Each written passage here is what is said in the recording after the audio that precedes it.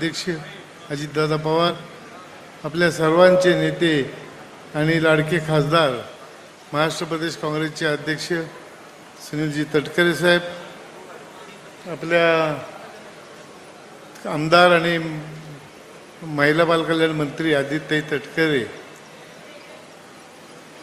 आमचे मुश्ताक भाई अंतुले, दीदी आमची उपस्थित, आमचे सुधाकर भाऊ घारे अध्यक्ष आपले राष्ट्रवादी काँग्रेस, सुभाष केकाणे माझे सहकारी, आणि शर्मिला सुर्वे अध्यक्ष, नगराध्यक्ष, उपनगराध्यक्ष आमच्या सोनकरताई, उपस्थित सर्व, अनिकेत भाई तटकरे माझे जे जवळचे सहकारी, आणि उपस्थित सर्व व्यासपीठ, कुणाचा नामोल्लेख राहिला असेल तर माफ करा, कारण की एवढी यादी आहे आणि एवढे माझे परिचय आहेत की एक भाषणच होईल ते, तर कृपया माफ करा. दादा, मी राष्ट्रवादी काँग्रेस पक्ष 12-13 वर्षापूर्वी सोडला आणि त्याचं कारणही होतं असं की माझी सिनियरिटी डावलली गेली होती ते, आणि नंतर साहेबांना प्रत्यय आला सिनियरिटी डावलली, त्याचं काय झालं त्याचं. हां, तर एकंदरीत पण दादा मी मनाने कुणापासून दूर नाही गेलो. या व्यासपीठावर कुणाही माणसाला विचारा, माझ्याजवळच त्यांचं होतं वास्तव्य. मी साहेबांसारखं जगायला बघतो नेहमी. म्हणजे कसं की कुठल्याही आपल्या विरुद्ध कोण असू नये, त्याला काय म्हणतात मराठीत, अजातशत्रू. आणि तसंच माझं हे असल्यामुळे मी पटकन तटकरे साहेबांच्या प्रेमात पडलो परत, आणि मी राष्ट्रवादीवासी झालो आहे.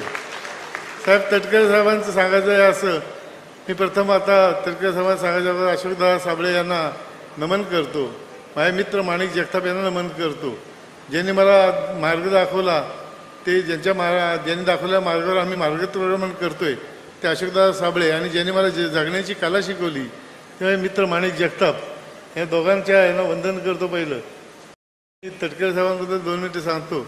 आणि बॅरिस्टर अंतुले साहेब, जे आमच्या सर्वांचेच गुरु आहेत, तिथे राजकीय व्यासपीठावर असलेल्या सर्वांचेच गुरु आहेत, आणि जे आमचे दैवत होते आद्य, ते आमचे अंतुले साहेब यांना नमन करतो. आणि तटकरे साहेबांबद्दल थोडं सांगतो. साहेब, तटकरे साहेब मी व्यवसाय पहिला टाकला डांबरीचा, डांबर प्लॅन्टचा. त्यावेळेला मला माझ्या उद्घाटनाला तटकरे साहेब, सपत्नीक आणि जयंत पाटील आणि माणिक जगताप हे आले होते. त्यावेळेला मी भाषणात बोललो होतो, तटकरे साहेबांकडे अशी कला आहे की ते परिस्पर्श आहे त्यांच्या हाताला. एखाद्या दगडाला ते सोनं बनवतात, आणि पण त्यांना उलटी पण कला देवाने दिलेली आहे की ते सोन्याला दगड पण बनवतात. त्याची अनुभूती मला आलेली आहे 3 वेळा. दादा 3 वेळा त्यांनी मला इलेक्शनला पाडलेलं आहे. एक वेळा जिल्हा परिषदेला, एक वेळ जिल्हा परिषदेच्या अध्यक्षपदाला, आणि एक वेळ आमदारकीला विधान परिषदेला. त्यामुळं मला आता तो अनुभूती घ्यायची नाही आहे, मला आता परिस्पर्श त्यांचा पाहिजे आहे. तर तटकरे साहेबांनी मला नेहमीच, दादा आमचे पक्षभेद झाले, मतभेद झाले, पण मनभेद कधी झाले नाही, म्हणूनच आम्ही इतके एकमेकांजवळ राहिलो. तटकरे त्यांनी नेहमीच मला मदत करत आले.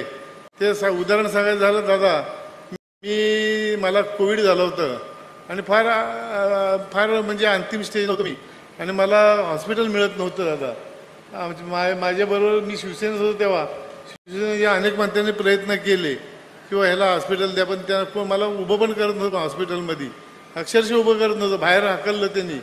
आणि अशा परिस्थितीत तटकरे साहेबांचा एक माणूस आला.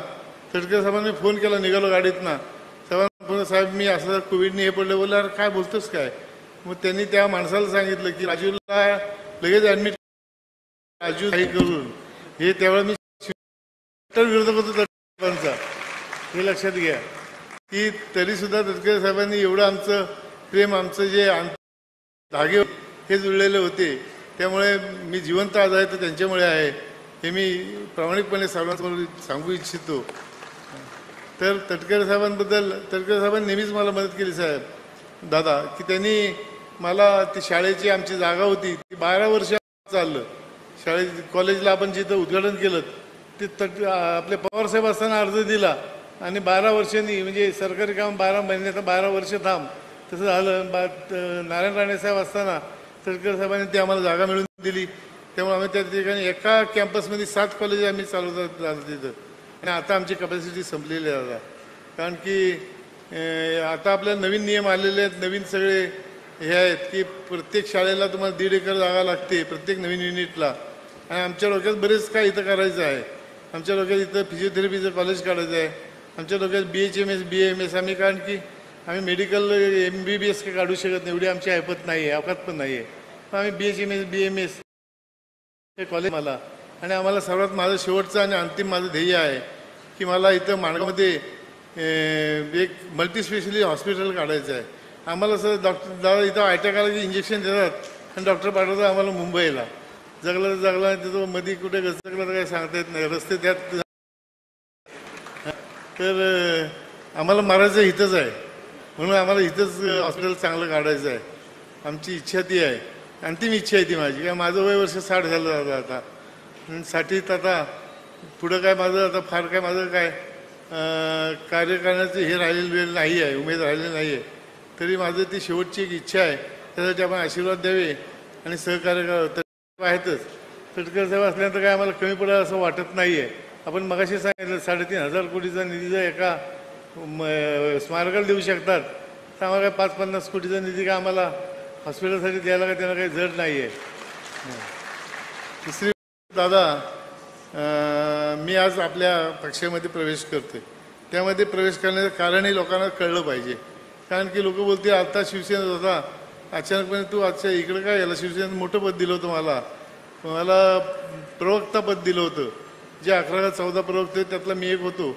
राष्ट्रीय कार्यकारिणी त्यांचा सदस्य होतो दादा. पण मला ते कामच दिलं गेलं नाही, नुसता म्हणजे पद दिलं पण काम दिलं नाही. ही सर्वात मोठी माझी तक्रार आहे. माझ्या मनात माझ्या ताकद आहे, ऊर्जा आहे, माझ्याकडं सगळं आहे, पण मला कामच दिलं गेलं नाही.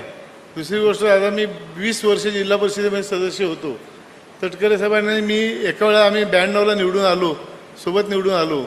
आणि त्यानंतर 20 वर्ष सलग मी त्याच वर्गात राहिलो.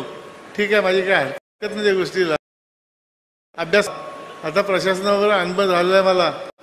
तर आणि त्यानंतर मी दादा आमचे आमदार होते 10 वर्ष, आपल्या सोबतीनं होते. म्हणजे राजकीय मला थोडासा पार्श्वभूमी आहे. असं असतानासुद्धा मला आवश्यक ते पद नाकारलं गेलं जिल्हा परिषद त्या शिवसेनेमध्ये, आणि मला भेट पण घालून दिली नाही. आमचे नेते होते शिंदेसाहेब, त्यांच्याबद्दल मला काही तक्रार करायची नाही आहे. त्यांनी मला नेहमी प्रेमच दिलं, त्यांच्याबद्दल कुठलीच तक्रार नाही. पण त्यांच्याबरोबर पोचूनच दिलं नाही आणि जाणीवपूर्वक पोचून दिलं नाही, म्हणून तर मी हा पक्षत्याग केला आहे. आणि आता मी तटकरे साहेबांच्या नेतृत्वाखाली आपण आम्हाला सर्वांनी मान्य करून घ्या ही माहिती आपल्याला विनंती करतो. आपण सर्वांनी मला सामावून घ्या. मी काय म्हणतात, शुभ का लवटा शाम का आया, तो आलो मी आता परत. तर आणि दादा तुम्हाला मी खात्री देतो, आता मी आलो ना परत 4 जागा जिल्हा परिषदेच्या माणगाव तालुक्यातल्या ह्या आम्ही जिंकणार म्हणजे जिंकणारच. आणि पंचायत समितीसुद्धा जी आम्ही घालवली ती मागच्या वेळेला, आणि 4 जागा आमच्या नव्हत्या इथे. आम्ही हे तुम्हाला गॅरंटी देतो, नाही जिंकल्या तर तुम्हाला तोंड दाखवणार नाही अगदी. तर हे तुम्हाला सांगत असं एवढा आत्मविश्वास आहे मला एवढ्या आशीर्वाद द्यायला आपण सर्व लोक आलात ना, मी आपल्या सर्वांचे आभार मानतो. दादा आमची नगरपालिका आम्ही इथे निवडून आणली तेव्हा आम्ही संघर्ष केला, आणि आमचं थोडंसं डायलॉगमध्ये थोडंसं आमचं हे झालं, उदय सामंतांनी आमचे डायलॉग होऊन दिले नाहीत, म्हणून आमची निवडणूक लागली नाही. तर त्याच वेळेला ही युती होत होती दादा. तटकरे साहेबांनी दिला प्रस्ताव मी मान्य केला होता, पण त्यांच्यापर्यंत माझा निरोप पोचला नाही, म्हणून ती निवडणूक झाली. निवडणूक झाल्यामुळं जर काय आलं, अंतर पडले मनामध्ये आणि ते गोंधळ झाला जरा. परंतु आता तो गोंधळ दूर झालेला आहे. आणि आता एकतर्फी जरा इथं सगळे एकच फक्त आमचा सदस्य आमच्या बाहेर आहे, आणि बाकी 17पैकी 16 सदस्य आता आपले झालेले आहेत. प्रश्न आहे. आणि आता राहिलेला फक्त आता तिथला विकास आहे आमचा, तो फक्त तुम्ही आता 2-4 प्रश्न मी मांडतो. आता STP प्लॅनचं दादा हे प्रकरण अगदी ते म्हणजे तुमच्या सबसिडीसारखं आलं, मंजूर होणार झालं, आणि ते वरनं त्या सापाच्या तोंडात गेलं, ते परत खाली आलं काय. तर ते आमचं STPचं 99 कोटीचं हे मंजुरीच्या अंतरावर, म्हणजे काही कागद कुठलाही देणं बाकी नाही दादा. कमी मिटिंगमध्ये झालं, सगळं झालेलं आहे. लोक म्हणतात तुम्ही पक्ष बदलला तुमचं काम होणार नाही, पण तुमच्यावर विश्वास आहे 100% तुम्ही आता त्याचा काहीतरी मला निकाल द्या लवकरात लवकर STP प्लॅनचा. कारण की आमच्या इथं आता नवीन विकास आराखडा आम्ही मंजूर करून घेतलेला आहे, नवीन विकास आराखडा मंजूर घेतला आहे आणि त्यानंतर जे रस्ते करायचे आहेत ते STP केल्यानंतर होऊ शकतं. पुन्हा रस्ते केल्यानंतर पुन्हा तो उकडायचं ते काही ते चुकीचं ठरेल. STP प्लॅनचं 99 कोटीचं पार्टी गेल्या 4 कोटीचा आमचा एकूण तो प्रस्ताव आहे, तर ते आपण जर लक्ष देऊन आपण करून घ्यावं. दुसरं आमचं महत्त्व म्हणजे माणगाव शहराचं आमचं आराध्य दैवत वाकडाई मंदिर, वाकडाई मंदिर या रस्ता दादा बरेच वर्ष दुर्लक्षित झालं, आमच्याकडनं दुर्लक्षित झालं. आम्ही त्याचं प्रायश्चित्त घ्यायची इच्छा आहे मला, म्हणून मला ते दादा आम्हाला ते कुठल्याही परिस्थितीत आपण ते रुपये लागतील. 1.5 किलोमीटर रस्ता आहे, थोडंसं वाइंडिंग करायचं आहे. आमच्या आराध्य दैवत आहे, गावाचं आराध्य आहे, प्रत्येक श्रद्धा आहे त्या ठिकाणी. आपण ते एक मंजूर करावं अशी विनंती करतो. दुसरी गोष्ट दादा आपण आपल्या एक भूमिपूजन केलं होतं, ग्रामपंचायत असताना आपण भूमिपूजन केलं होतं. ग्रामपंचायत असताना नाट्यगृह होत नाही कुठे मंजूर, आपण केलं ते मंजूर आणि ते कंपनीने केलं, परंतु ते काम आता फक्त ठोकळा झालेला आहे. 18 कोटी रुपये त्यासाठी पाहिजे आहेत ते नाट्यगृह पूर्ण करण्यासाठी. त्यानंतर दादा एक महत्त्वाचा प्रश्न आपला की आपला जो भादावचा आहे, आम्ही विनंती वेळा आपण आले ते, परंतु ते काय मला काय दिसलं नाही त्याच्यामध्ये आपल्या बजेट नाही. हायवेला बरीच शकते माणगावपासून ते 10 किलोमीटर रस्ते बायपास निघतात सगळे, होऊ शकतं. तर तेही विनंती आहे मला. अंदाज मागू काय किती मागू झालंय आणि किती झालंय असं झालंय. तुम्ही आलेत आपल्याकडे आमच्याकडे आज.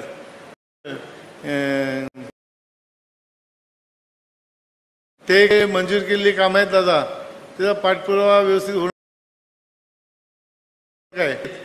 आपण जी आता कामं मंजूर केली ती जी माणगाव बायपासला इंदापूरची 2 केलीत, त्याचा आपण अनेक मिटिंग घेतल्यात.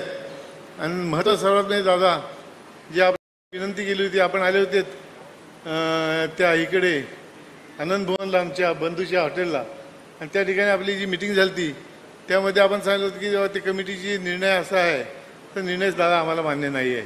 कमिटीचा निर्णय आम्हाला मान्य नाही एवढ्यासाठी लोणेरचं काम पुरं झाल्यानंतर आम्हाला लोणेरचं काम झाल्यानंतर आमच्या असेल तुम्ही वर्क ऑर्डर देणार असाल तर आता ते काम 27 सालापर्यंत 27 एंडपर्यंत गेलं आणि ते जर आपण जर आणखी जर एक्सटेन्शन बघितलं तर 28 सालापर्यंत जाईल. तोपर्यंत आम्हाला जीव गुदमरून झालं दादा. माणगावमध्ये चालू शकत नाही अशी परिस्थिती आहे. 2-2, 3-3 तास माणगावांना पास व्हायला लागतं ट्रॅफिक. कुणालाही विचारायचं म्हणजे मी सांगतो खोटं नाही की 2-2, 3-3 तास लागतात. तर मी त्यांना सांगितलेलं आहे 18 तारखेला मी त्याचं आंदोलन करणार आहे आणि ते मी व्यासपीठावर शिवसेनेत असताना दादा डिक्लेअर केलं होतं आणि ते शिंदेसाहेबांची उपस्थितीत डिक्लेअर केलं होतं. तटकरे साहेबांनी सांगितलं तुला वेळ आणून देणार नाही, माझ्या वेळ आणून न द्यावी. त्यांनी ही विनंती आहे की ते वर्क ऑर्डर ती मिळावी आणि पहिलं काम ब्रिजेसचं व्हावं. त्या ब्रिजेसचं काम आहे ते शेवटी त्यांनी केलं तर ते 3 वर्ष काय आमचं रस्त्याचा उपयोग येणार नाही. तर ब्रिजेसचं काम त्या बारचाटमध्ये पहिलं घ्यावं त्यांनी आणि वर्क ऑर्डर ताबडतोब द्यावी त्यांनी, ही विनंती आहे. अन्यथा दादा मला आंदोलन करणं म्हणजे मला नाही तर माझ्या शब्दापासून मी सर म्हणून मी आपल्याला सांगतो की विनंती आहे मला की त्या शकता. हां तर माणगावकरांना वाटेल मी फसवलं त्यांना, नाही ना.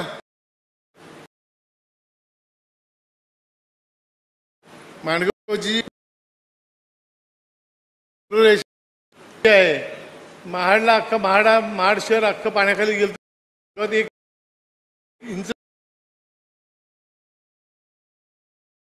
इंच झाले तर आम्हाला ते ब्ल्यू रेशनचं परिस्थिती आम्हाला त्यांनी द्यावी. ब्ल्यू रेषा आखून जी खरी ड्रोननी आणि ती ब्ल्यू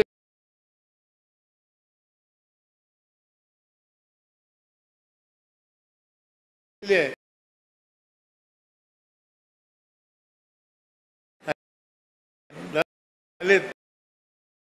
माझ्या प्रवेश त्यांनी व्यासपीठावर खाली मी पुन्हा एकदा तुम्हाला नमस्कार करतो आणि मला सामावून घ्या तुमच्या पक्षात थोडी विनंती करतो. धन्यवाद. जय हिंद, जय महाराष्ट्र. दादा मला काम द्या काहीतरी असं मी विनंती करतो. धन्यवाद. नक्कीच दादा साहेब होते. वरी मला महाड करत सरखोत नियाज अहमद उर्फ बावा इनायत खतीब पक्ष